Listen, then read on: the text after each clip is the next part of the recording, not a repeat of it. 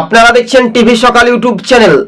যারাই ছিল দিদির মাথায় হাত তারাই এখন জেলের ভাত। পৌরসভা তাহলে কি বিজেপিতে যোগ দেবে? নাড়ুগোপাল মুখার্জির ফুটেজটা দেখুন কি বলছেন।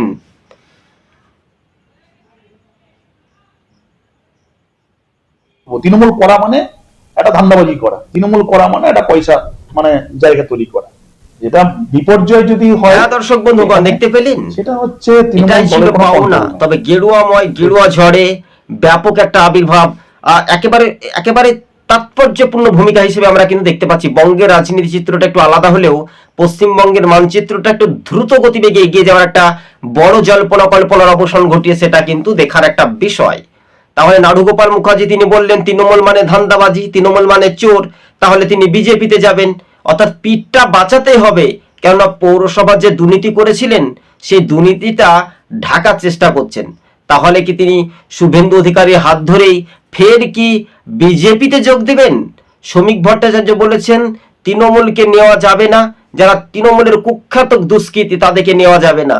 তাহলে একাধিকবার যে নাড়ুগোপাল মুখার্জির বিরুদ্ধে অভিযোগ উঠেছিল, গুরুত্বপূর্ণ অভিযোগ, মানুষকে মানুষ মনে করতো না, পুলিশকে দিয়ে হুমকি শাসানি দিত বিরোধী রাজনৈতিক দলের। তবে এই স্পষ্ট হাওয়া কিন্তু কোন দিকে গড়বে শেষ পর্যন্ত দেখার বিষয়। তারা কিন্তু বিজেপিতে যোগ দিতে পারে।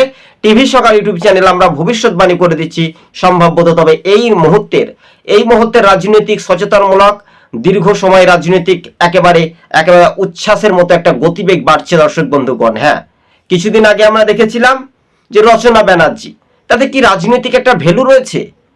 এর জন্য দিদির মাথায় ছাতায় হাত তারাই খেলো জেলের ভাত। তিহার জেল থেকে ছাড়া পেয়ে ভাইপু এখন কোথায় যাবে? তিনি আবার ভিন রাজ্য থেকে আসছে অখিলেশ যাদব, তাছাড়াও লালুর পুত্র তেজস্বী যাদবরা সান্ত্বনা দিতে আসতেন। তৃণমূল হেরেছে মানে হেরেছে, হারটা স্বীকার করতে হবে। তাই এবার একের পর এক পৌরসভা তাহলে অন্য গুণগান গাহাচ্ছে। এই সমীকরণটা কি হতে পারে? যারাই ছিল দিদির মাথায় হাত তারাই খেলো জেলের ভাত, এটাই স্পষ্ট হয়ে গেল। স্বাভাবিকভাবে যে রাজনৈতিক সমীকরণের চিত্রগুলো পাল্টে যাচ্ছে, সেই আকর্ষণীয় যে একটা প্রভাব বা গতিবেগ সেইগুলো কিন্তু দেখার একটা বিষয়।